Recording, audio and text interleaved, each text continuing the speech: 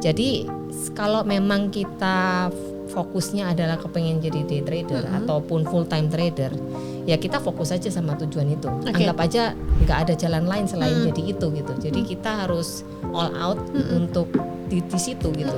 Jadi apapun yang terjadi kita harus siap gitu. Saya juga pernah sih ngalamin lift. Jadi dulu pernah waktu itu loss pertama saya itu di saham Pegas kalau nggak salah. Wah itu nggak pernah namanya cut loss ya, karena kan ini nyari uang susah payah banget, kok dibuang kayak gitu ya, kayak gitu, kayak merasa kok gini banget gitu, kayak nggak cocok deh gitu. Nah saya di dalam masa 2 minggu itu struggle gitu, gimana ya ini harus gimana nih menyelamatkan yang lain, ini baru yang satu, yang lain gimana? Ya nggak ada yang bisa nolong kita selain diri kita sendiri gitu. Hai, aku Olivia Louis, founder Ibu Kaya, kanal personal finance yang bertujuan membantu para ibu-ibu mencapai kekayaan versi mereka kali ini. Selamat datang di podcast Ibu Kaya ya, sahabat Ibu Kaya. Di episode kali ini, tema kita adalah terkait dengan bagaimana cara mendapatkan pendapatan tambahan dengan trading. Aku yakin pasti banyak ibu-ibu di sini yang nungguin banget episode kali ini. Nah, hari ini aku mengundang salah satu teman aku, yaitu Ci Helen Felicia yang juga seorang trader. Tentunya di episode kali ini Ci Helen akan membagikan tips seputar trading ya untuk sahabat Ibu Kaya sekalian. Langsung aja kita undang Ci Helen Felicia. Yeay. Salam kenal. Dari luar kota loh ya. Iya, luar kota banget. Luar kota banget. Makasih ya Ci Helen ya. Iya, sama-sama. Cantik banget loh. Aduh, sama-sama. Oke, hari ini pembahasan kita adalah gimana cara mencari penghasilan tambahan melalui trading. Nah, mungkin kalau ada sahabat Ibu Kaya yang belum tahu trading itu maksudnya gimana, boleh nggak Ci Helen diceritain sedikit apa sih yang dimaksud dengan trading itu? Boleh banget. Jadi buat ibu-ibu yang kaya di sini yang belum pernah tahu trading, bahwa trading itu adalah kita melakukan proses jual beli tapi melalui platform transaksi saham ya. Jadi ini kan kita ngobrolnya tentang saham. Jadi saham itu memiliki suatu platform, kita bisa jual dan beli melalui sekuritas yang terpercaya gitu. Jadi kita melakukan jual beli saham ini seperti kita berdagang gitu intinya, untuk mendapatkan keuntungan gitu. Ya, trading saham. Nah, kenapa sih Ci Helen memutuskan untuk terjun ke dunia trading? Boleh nggak Ci Helen ceritain dulu backgroundnya sebelum terjun ke dunia trading itu apa dulu, apakah kerja atau bisnis, terus kenapa tiba-tiba jadi trading saham? Ya, ini pertanyaan yang menarik sekali ya, terutama buat yang ingin tahu background saya. Kebetulan memang saya seorang entrepreneur, jadi memang pada dasarnya terjun di bisnis real ya selama bertahun-tahun, puluhan tahun bahkan. Jadi saya punya bisnis sendiri gitu, yang memang sebenarnya tidak berhubungan sama dunia saham sebelumnya. Nah, ceritanya pada saat COVID dimulai nih, kan akhirnya kan kita banyak work from home ya kan. Nah dari sanalah saya yang biasanya mobile banget nih, kesana kesini sebentar, kebetulan dunia saya dulu adalah kontraktor, jadi banyak urusan dengan pabrik, jadi saya sangat sering ke pabrik gitu ya intinya gitu. Nah setelah work from home ini membuat saya banyak di rumah. Akhirnya karena aktivitas yang biasanya di luar, akhirnya saya mulai spend time banyak waktu nih, yang saya harusnya bisa melakukan sesuatu yang lain nih, apa ya gitu kan. Karena nggak banyak nih ya pilihan ya, mungkin waktu itu saya ingin tahu nih tentang dunia saham kayak gimana. Karena setelah saya pikir-pikir ya, ketika nanti saya mungkin memasuki usia pensiun, saya di mana nggak bisa terlalu mobile lagi, saya juga ingin mungkin hidup di luar negeri, pensiun di luar negeri. Saya bisa melakukan apa ya yang nggak perlu terlalu menguras fisik gitu. Dan saya juga nggak ingin nanti kalau misalnya waktu itu bayangan saya nih ya, waktu pensiun nanti, kebayang waktu kita usia lanjut, kan kita harus tetap pakai otak kita ya, biar supaya pikun nggak pikun. Nah kan kalau pikun kan suka nyinyir kan, suka bikin yang enggak gitu loh. Jadi kan supaya jadi orang yang nggak nyebelin nanti waktu tua, saya pikir ya saya harus punya activity yang saya sukain. Kira-kira apa yang bisa membuat saya tetap produktif sampai usia lanjut tanpa harus mengeluarkan fisik yang terlalu berat gitu. Maka dari itu saya coba explore nih, akhirnya saya ketemu dengan yang namanya dunia saham. Nah, waktu itu saya mulai dengan nol gitu ya, jadi benar-benar nggak tahu tentang saham sama sekali. Jadi saya mencoba cari tahu dari teman, karena circle yang terdekat kita siapa yang mengenal saham nih, saya coba tanya gitu. Saya ingin tahu kayak gimana. Memang kebetulan waktu itu ada teman yang paham ya tentang saham. Jadi saya coba nanya ke dia, bagaimana sih cara trading saham itu? Gimana caranya kita jual, gimana caranya kita beli gitu. Jadi akhirnya perlahan-lahan saya belajar dari sana gitu. Memang nggak mudah ya, karena dari background yang sama sekali tidak mengenal tentang finance gitu, bukan accounting, bukan yang backgroundnya manajemen ataupun yang berhubungan dengan keuangan gitu. Jadi saya mencoba dari baca buku dulu nih. Waktu itu buku pertama saya Warren Buffett ya. Warren Buffett kan memang terkenal sebagai pakar investasi saham. Saya pikir waktu itu ya ini harusnya belajar dari pakarnya dong gitu. Saya nggak tahu belajar di mana. Jadi saya hanya baca buku, lalu dengerin YouTube, kemudian dengerin webinar, ikut kelas gitu-gitu aja. Terus bertahap saya mulai belajar, ikut serius nih ya, ikut kelas gitu. Jadi setelah mencoba beberapa kali, itu memang ada season di mana trading saham waktu itu seasonnya kebetulan bagus. Jadi sangat gampang buat kita cari cuan gitu. Nggak seperti kita tuh kerja di dunia nyata.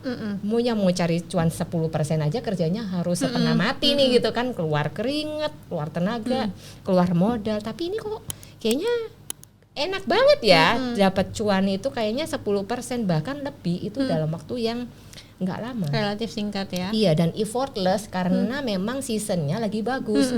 Dan waktu itu saya nggak paham kok ternyata dunia saham tuh nggak selalu indah gitu loh. Kan waktu itu kita lempar apa aja jadi cuan, nggak perlu susah-susah. Ternyata waktu memasuki season yang nggak bagus, di mana IHSG mulai koreksi dalam, kemudian saham-saham yang saya beli itu mulai terkoreksi, mulai ada yang merah nih, bahwa itu membuat saya mulai berpikir nih, apa yang harus saya lakukan untuk menyelamatkan modal yang saya sudah pakai untuk trading gitu.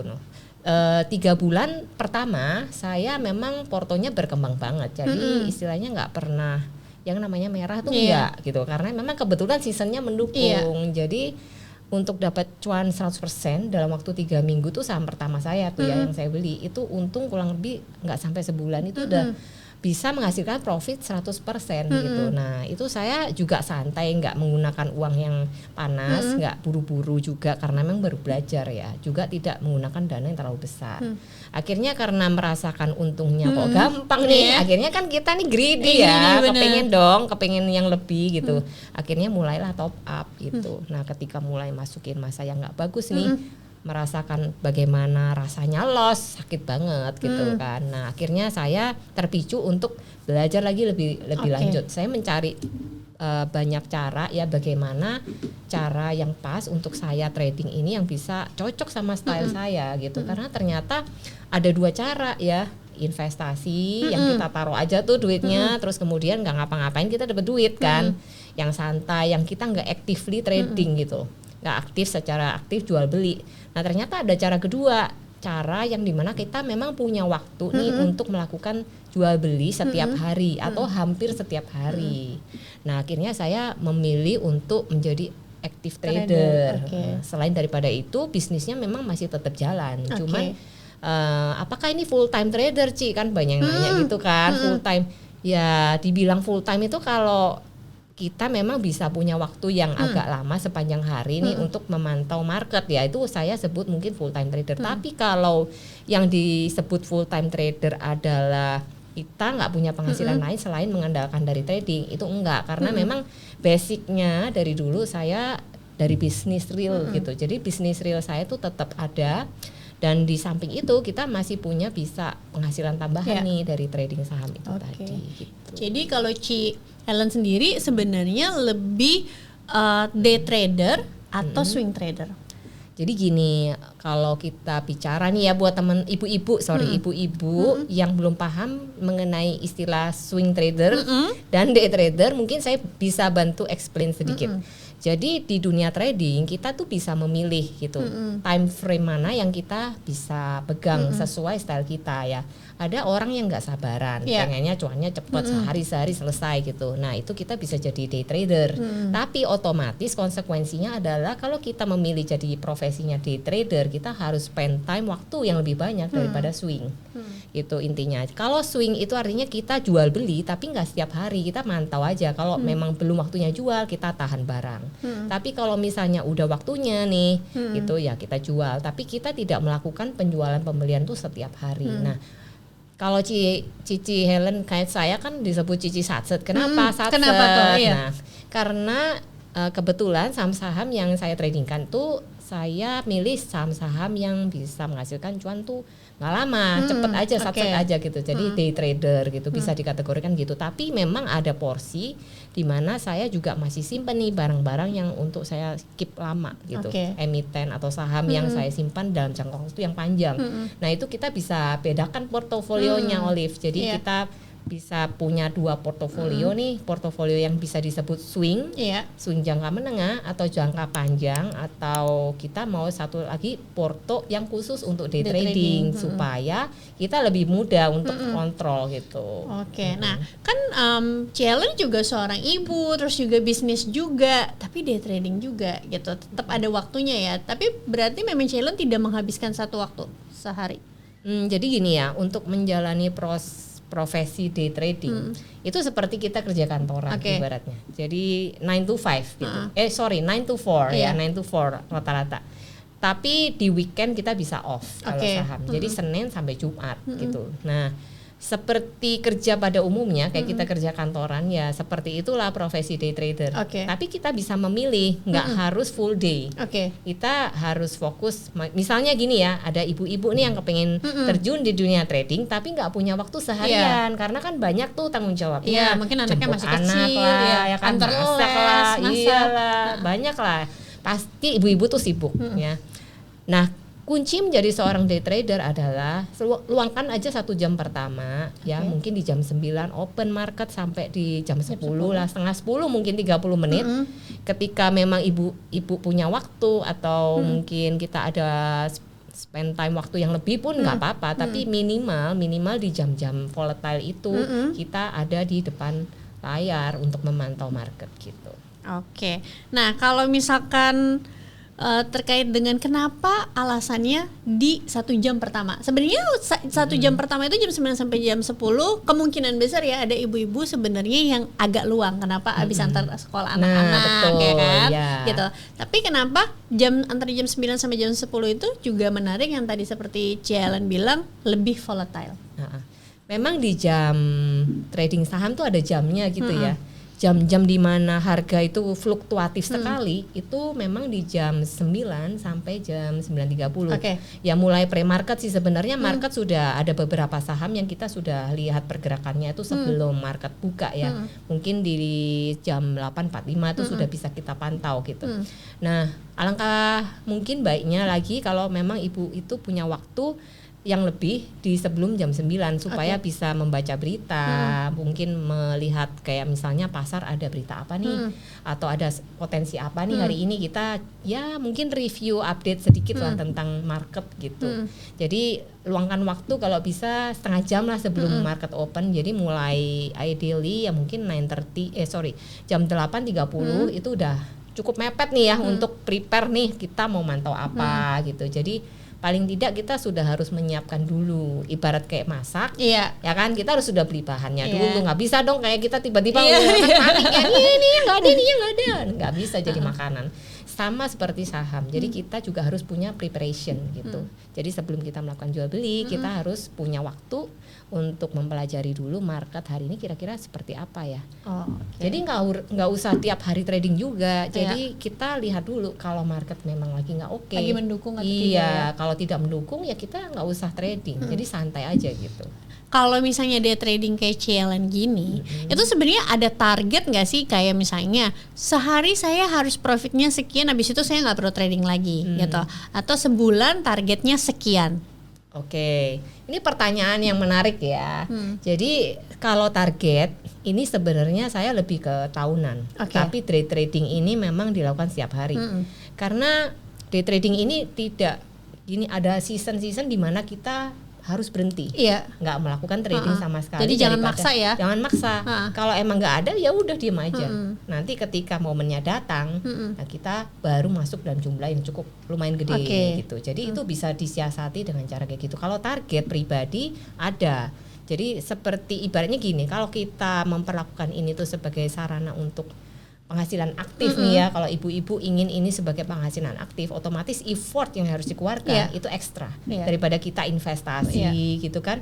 Investasi kan kita tinggal beli, taruh, kita tinggal terima dividennya, santai kan. Tapi kalau active trader itu memang harus punya skill khusus nih gitu, yang harus dilatih, harus dipelajarin, dan harus diuji coba terus, trial error tiap hari. Nah kalau target, katakanlah gampangnya gini, kalau kita punya uang misalnya 100 juta gitu ya, budget 100 juta ini uang dingin ya, jadi uang yang tidak kita butuhkan, nggak pakai dana pendidikan, nggak pakai dana kesehatan, dana pensiun, pokoknya uang yang memang dialokasikan tidak dalam satu state untuk emergency fund gitu. Jadi di mana kita bisa trading dengan nyaman dengan uang yang itu. Nah targetnya adalah kalau kita bandingkan nih ya sama instrumen keuangan yang lain, katakanlah misalnya deposito, paling gampang ya, ibu-ibu di sini pasti kenal dong ya dengan deposito. Itu paling gampang banget, yang aman, cukup aman, karena bunga kan ya udah pasti kita terima, meskipun nilainya tidak signifikan banget. Memang kalau di dunia saham ada potensial return yang lebih besar daripada kita menggunakan instrumen deposito. Nah memang bisa di atas itu, tapi kita harus jagain betul gitu, supaya kita nggak salah ambil posisi, kemudian nggak sampai kita rugi gitu. Jadi usahakan gain yang kita dapatkan dari aset yang kita sudah investasikan atau taruh di dunia saham ini lebih besar daripada instrumen-instrumen keuangan yang ada di situ. Kalau enggak ngapain kan? Effort-effort, iya, susah-susah, capek-capek, cuma dapat aja, kita kerja yang lain juga dapat benar. duit. Ya logikanya gitu. Jadi kalau target pribadi saya ya setahun itu bisa gain di atas itu, ya minimal ya 10-15% ke atas lah.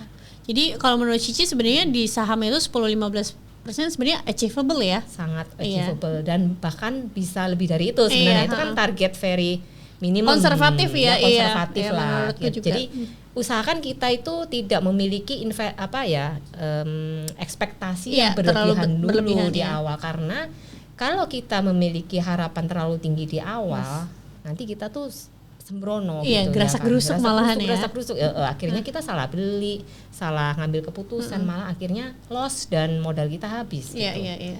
Karena resikonya juga cukup besar ya ibu-ibu gitu. Ini menarik nih, tadi Ci Helen kan ada sempat menyampaikan terkait dengan kalau marketnya lagi bagus. Nah untuk seorang day trader melihat marketnya lagi bagus atau lagi enak nih untuk di tradingin, ciri-cirinya seperti apa Ci?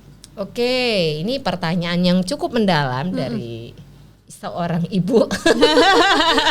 Oke, gini, jadi market itu kita bisa pantau dari berita dulu.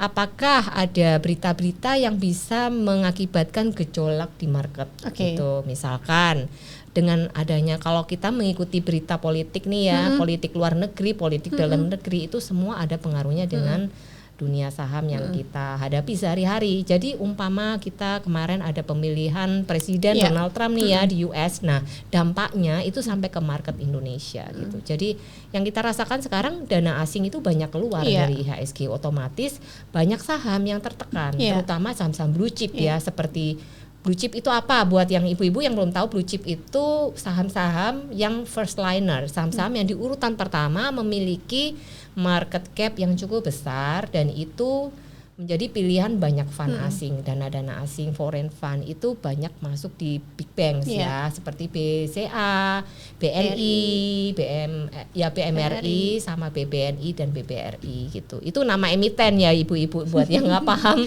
sebutannya BBCA. Jadi ada 4 huruf ya untuk sebutan saham. Untuk banyak perusahaan yang di listing di bursa itu biasanya menggunakan 4 huruf ini. Jadi sebutannya akan sedikit berbeda ya dengan perusahaan aslinya gitu. Jadi untuk melihat market itu kita lihat dulu situasi politiknya seperti apa. Kemudian adakah keputusan-keputusan ekonomi, ya kan, market outlook lah, ya kayak gimana, keputusan pemangkasan suku bunga misalnya, nah itu bisa berdampak juga ke IHSG gitu. Oke, jadi kalau memang ya situasi dari makronya juga nggak mendukung, nggak perlu dipaksain juga ya. Kalau terkait dengan kayak misalnya volume gitu, Cici perhatiin juga nggak sih? Kan biasanya gini. Kalau kita ngomongin market nih, mungkin sekarang tuh secara garis besar marketnya lagi kurang bagus. Tapi kan pasti ada 1-2 saham nih yang dia tuh outperform gitu. Biasanya Cici tetap ngikutin ngejar saham tersebut atau enggak lah, rehat aja dulu? Tergantung sih ya. Jadi kalau memang posisi, karena gini, dalam belajar saham kita bisa menggunakan 2 pendekatan. Satu pendekatan analisa teknikal, kedua adalah pendekatan fundamental. Nah kebetulan yang saya dalami adalah pendekatan secara teknikal gitu. Jadi sekali lagi tetap melihat dari sisi analisa teknikalnya ya.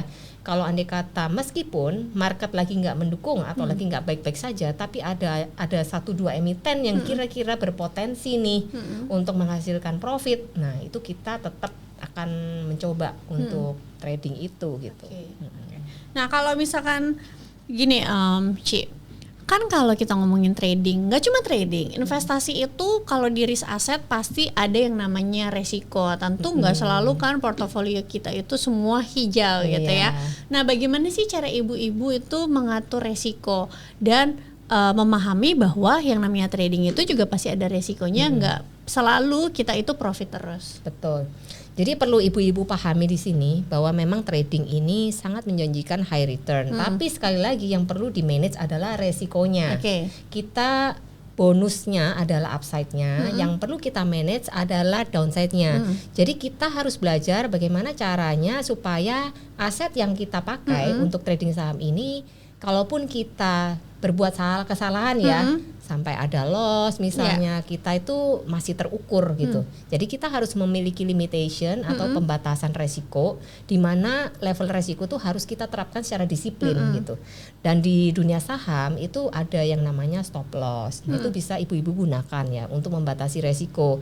Jadi ketika ibu punya saham ABCD misalnya, terus kemudian dia turun nih, nah sampai di level tertentu, kalau itu sampai dijebol ke bawah ya ibu jual dulu supaya modalnya teramankan. Itu adalah salah satu cara yang bisa kita terapkan untuk menjaga modal. Nah itu besarannya berapa? Itu karena tiap orang itu punya batasan sendiri-sendiri ya, resiko betul. Ya. Jadi kita harus paham dulu ya risk profile kita ini seperti apa. Apakah kita ini seseorang yang high risk high return atau yang lebih ke moderate atau yang konservatif. Kalau memang kita ini konservatif, mungkin bisa diarahkan ke tidak day trading ya. Karena day trading itu pastinya akan banyak chance untuk harga-harga itu yang volatile. Otomatis chance untuk kita making money ada, tapi lossnya juga ada. Jadi frekuensi di mana kita makin sering, frekuensi loss itu juga pasti muncul. Overtrade ya? Ya, overtrade. Hindari overtrade supaya ibu-ibu juga tetap terjaga modalnya. Jadi udah dapet cuan ya udahlah istirahat dulu ya. Nanti selang berapa hari trading lagi. Karena gitu. Biasanya secara psikologis orang kalau misalnya habis dapet cuan, pasti dia akan merasa berpikir ini udah cuan, pasti gue bisa dong dapet cuan lagi. Digulung terus, nggak pernah di withdraw, akhirnya top up terus tuh kerjanya. Oke, jadi seharusnya sebenarnya karena tadi tujuannya untuk jadi income tambahan adalah perlu di withdraw kan? Perlu secara rutin perlu di withdraw. Jadi gini ibu-ibu, prinsipnya adalah perlakukan trading ini secara profesional ya. Jadi saya sarankan perlakukan seperti ibu-ibu punya bisnis berdagang. Jadi kita harus disiplin dalam hal apa? Journaling keuangannya. Jadi misalnya nih ya, modal awal berapa, yang terpakai berapa, keuntungannya berapa, kerugiannya berapa, lalu kita bukukan itu setiap hari. Jadi itu kita bisa evaluasi nanti di akhir bulan performance kita seperti apa. Nah apabila performance kita kurang bagus nih, nah kita evaluasi penyebabnya apa. Apakah karena kita FOMO, salah beli harga gitu, ataukah memang marketnya yang nggak mendukung kita maksa trading, ataukah karena hal yang lain gitu. Nah kita perlu evaluasi itu, cari tahu. Kalau memang kesalahannya adalah bukan di analisa tapi di market ya, ibu-ibu lebih perlu untuk belajar timing yang tepat. Kapan kira-kira saya harus masuk, kapan harus diam aja gitu. Jadi tidak di setiap season kita harus trading gitu. Harus tahu kapan kita harus berhenti gitu. Iya. Tapi ada nggak sih sebenarnya resiko dari faktor eksternal, misalnya kan kita udah tahu ya, misalnya kita udah analisa kapan nih waktunya kita untuk diem aja atau kapan waktunya kita untuk masuk. Tapi misalnya secara analisa, oh ini marketnya lagi bagus untuk masuk. But di tengah-tengah kan bisa aja ada sebuah kebijakan ekonomi atau kebijakan makro yang tiba-tiba flip gitu, berbalik arah gitu. Contoh kayak carry trade, siapa yang bisa menganalisa tiba-tiba waktu itu ada carry trade yang tiba-tiba pasar saham jatuh dan lain-lain gitu. Nah kalau demikian gimana nih Ci? Apakah kita langsung oh ya udah cut loss dulu, menjauh dulu, atau pertahanin karena biasanya ini momen-momen yang secara cepat terjadi nanti balik arahnya juga cepat lagi. Itu menarik sekali ya, pertanyaannya bagus. Gimana kita menyikapi untuk perubahan yang tiba-tiba yang sering terjadi di market ya, tiba-tiba ada bom, tiba-tiba langsung jebol ke bawah gitu. Nah itu pentingnya kita selalu disiplin memasang fitur yang namanya stop loss, itu wajib dipasang. Nah ketika kita memilih itu pun harus sudah kita ketahui, kita pilih saham-saham yang lagi uptrend misalnya. Ya, ketika nanti ada dia dropnya itu nanti tetap bisa kembali lagi nggak nih? Kalau bisa kembali lagi, dan kita kadang-kadang kan namanya manusia tuh lupa lah ya, atau teledor nggak pasang stop loss, tiba-tiba nyangkut gitu kan jadi investor. Gimana nih kita sikapnya? Apakah kita mau pertahankan atau di cut aja? Nah itu tergantung sahamnya. Kalau memang sahamnya itu katakanlah ada yang bisa naik tanpa kita harus average down, ya kita tungguin aja. Gitu. Nah di kelas saya kebetulan saya mengajarkan gimana sih kita caranya memilih nih saham-saham apa yang kira-kira kalaupun sampai kita tuh salah nih, atau apes-apes marketnya lagi nggak bener, error lah apa, terus jebol.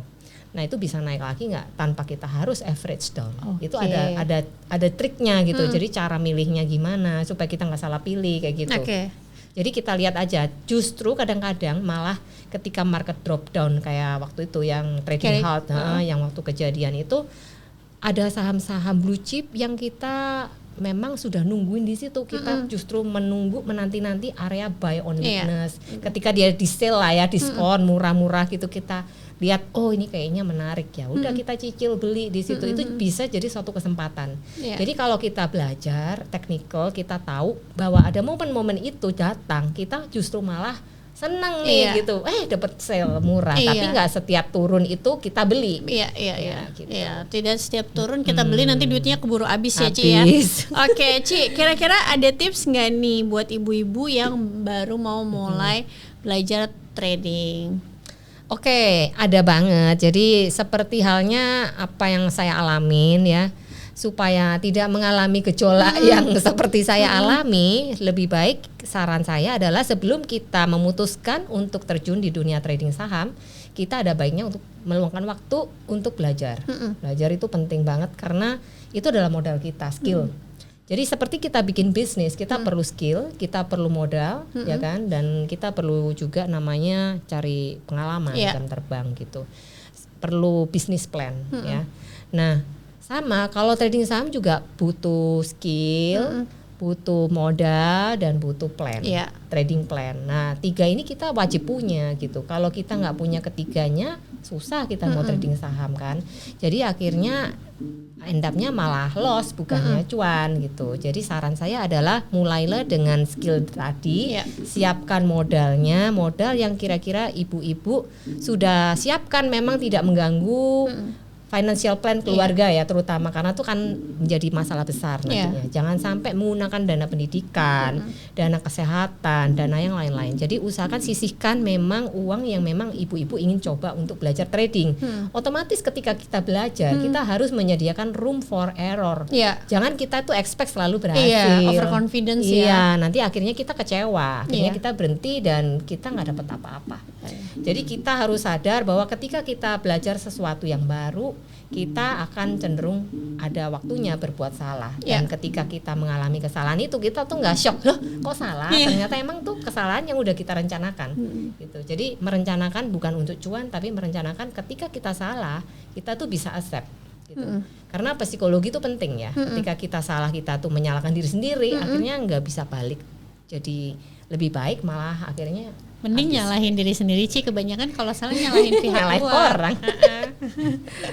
Oke, jadi kalau terkait dengan modal, menurut Cici nih kan pasti kan modal akan menentukan hasil juga ya. Kira-kira sebenarnya yang idealnya tuh berapa sih? Oke, buat ibu-ibu tipsnya untuk pertama kali belajar ya, itu sebenarnya tidak ada batasan khusus ya, minimal berapa. Kalau kita bedakan di sini ya, modal untuk belajar sama modal yang sudah benar-benar kita siap nih untuk trading cari cuan tuh beda. Kalau modal untuk belajar minimalnya cuman paling 100.000 juga bisa, ya kan? Maksimal batasin aja 1 juta. At least kalau sampai rugi nggak lebih dari 1 juta kan gitu. Nah ya udahlah, kan kita harus relakan uang itu untuk hilang. Tapi kalau kita memang sudah punya skillnya, sudah bisa, nah kita upgrade modal kita. Kita mungkin sediakan dana kalau misalnya ibu-ibu punya dana lebih yang tidak terlalu urgent dan memang rela nih dipakai, bisa di range 10 juta dulu mungkin. Nanti kalau sudah terbukti nih ternyata bisa, mungkin bisa dinaikkan secara bertahap ya gitu. Ya, jadi jangan buru-buru langsung. Iya. Oh, kalau saya misalnya taruhnya 100 juta, kalau naik 10% 10 juta nih. Belum tentu juga. Iya, tapi kalau loss 10% juga lossnya 10 juta loh ibu-ibu. Jadi harus sesuai dengan, kalau aku selalu ngajarinnya berapa loss yang bisa Anda terima. Betul. Jadi kalau Anda baru bisa terima lossnya itu 300.000, ya udah berarti misalnya mulainya dari 1 juta gitu kan, atau misalnya dari 10 juta turun 3%, oke, kehilangan 300.000. Jangan cuma relanya kehilangan 300.000 langsung masukin duitnya tuh 1 miliar gitu kan. Oke. Nih by the way, Cielen bawa apa nih? Jadi Cielen mau ngeluncurin buku ya, Ci ya. Ini seru banget, boleh dong ditunjukin. Jadi ini sebenarnya kenapa nih? Kenapa alasan bikin buku ini? Oke. Jadi buku ini adalah buku perdana yang kebetulan saya buat nih. Semoga berguna ya buat bantuin ibu-ibu yang pengen belajar trading pertama kali, karena saya mengalami dulu bagaimana susahnya saya itu mencari mentor. Sampai saya harus belajar tuh kemana-mana dan saya bingung buku apa yang harus saya baca gitu. Nah, saya pengen buku ini bisa berguna ya buat ibu-ibu yang pengen belajar trading saham atau semua orang lah, bukan cuma ibu-ibu. Untuk membantu mencerahkan gimana sih cara menjadi seorang day trader gitu. Jadi di sini ada tips-tipsnya, kalau ibu-ibu atau teman-teman mau belajar silakan dibaca. Bisa belinya di mana, Ci? Oke, belinya bisa lewat Instagramnya Sat Secuan atau Instagram nanti ditulis saya. Ya di bawah. Jadi lewat Instagram dulu ya. Jadi kita produksinya by ebook dulu. PO berarti ya? PO. Enggak, ini udah open PO actually. Ebook. Lagi open PO. Lagi ebook. Jadi ebook ini lagi open PO sampai tanggal 20 Desember. Tapi nanti kalau misalnya ada request khusus nanti kita bisa provide gitu by email. Nah, untuk hardcover untuk bukunya sendiri, buku fisiknya akan ada juga, tapi nanti di tahun depan. Oke, seru banget sih. Limited. Iya, keren. Oke, mungkin pertanyaan terakhir adalah Cielen, konsistensi menjadi seorang trader itu konsisten itu diperlukan, ketekunan gitu ya. Kadang orang tuh yang aku lihat ketika mereka misalnya udah loss secara berturut langsung ngerasanya ngedown, nggak mau lagi lah, ini kayaknya nggak bisa deh, ini kayaknya nggak works deh, ini kayaknya permainan bandar deh, ini terus kayaknya nyalain banyak orang ya. Gimana ya cara tetap menjaga motivasi supaya kita bisa tetap konsisten dan tekun? Ini sulit ya, jujur aja susah untuk menjadi konsisten sekalipun kita lagi down. Gini, jadi kalau memang kita fokusnya adalah kepengen jadi day trader ataupun full time trader, ya kita fokus aja sama tujuan itu. Anggap aja nggak ada jalan lain selain jadi itu gitu. Jadi kita harus all out untuk di situ gitu. Jadi apapun yang terjadi kita harus siap gitu. Ketika kita mengalami masa-masa kita down ya kita break aja dulu. Liburan dulu ya kan. Terus ngapain dulu, ketika sudah mulai oke, baru kita pelan-pelan mulai masuk dengan nominal yang kecil dulu. Kita mulai recovery dulu, betul, pelan-pelan. Saya juga pernah sih ngalamin lift. Jadi dulu pernah waktu itu loss pertama saya itu di saham Pegas kalau nggak salah.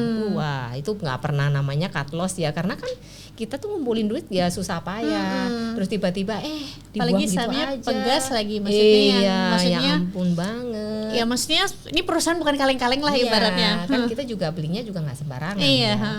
Ya. ya kita percaya aja. Tapi ternyata market tuh bisa tiba-tiba berubah arah loh gitu ternyata ya.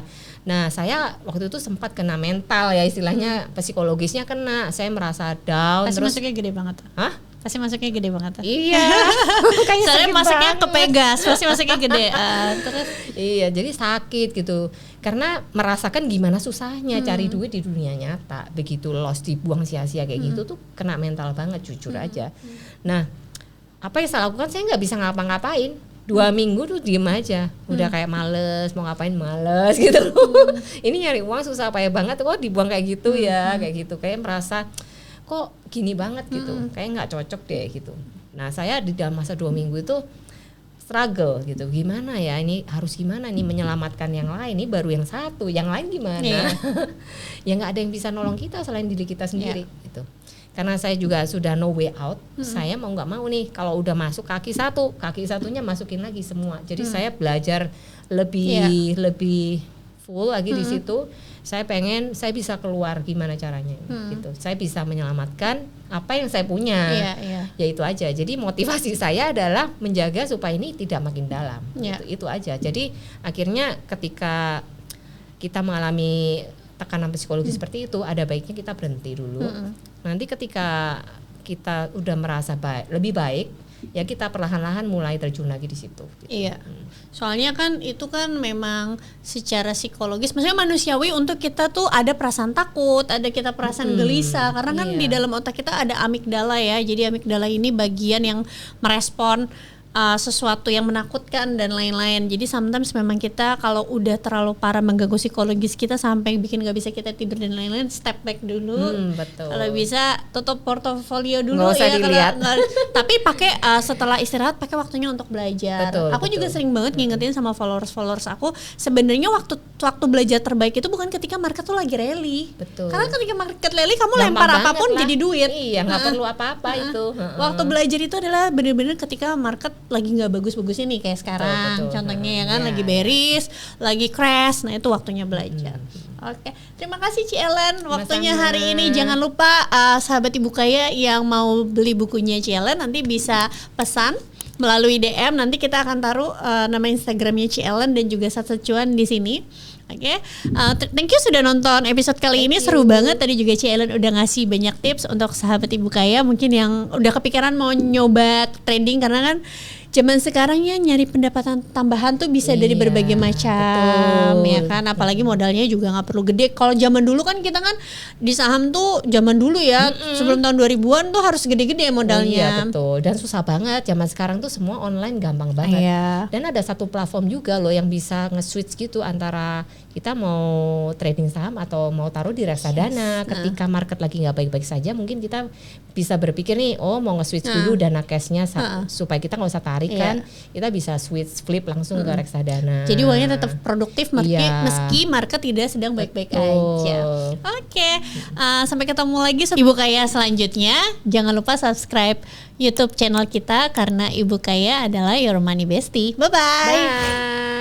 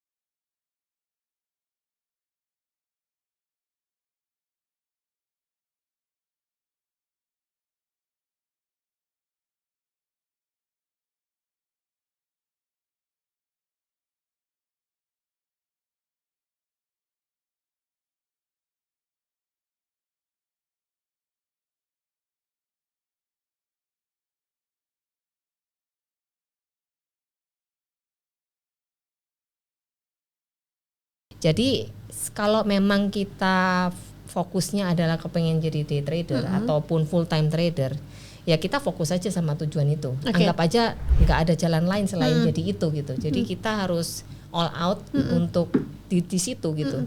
Jadi apapun yang terjadi kita harus siap gitu. Saya juga pernah sih ngalamin lift. Jadi dulu pernah waktu itu loss pertama saya itu di saham Pegas kalau nggak salah.